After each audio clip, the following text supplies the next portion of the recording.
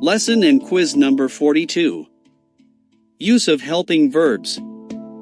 The use of helping verbs is, are, has, have. The two sentences below are wrong. There has a book in the bag. There have 3 pupils in the class. The two sentences should be written as: there is a book in the bag. There are 3 pupils in the class.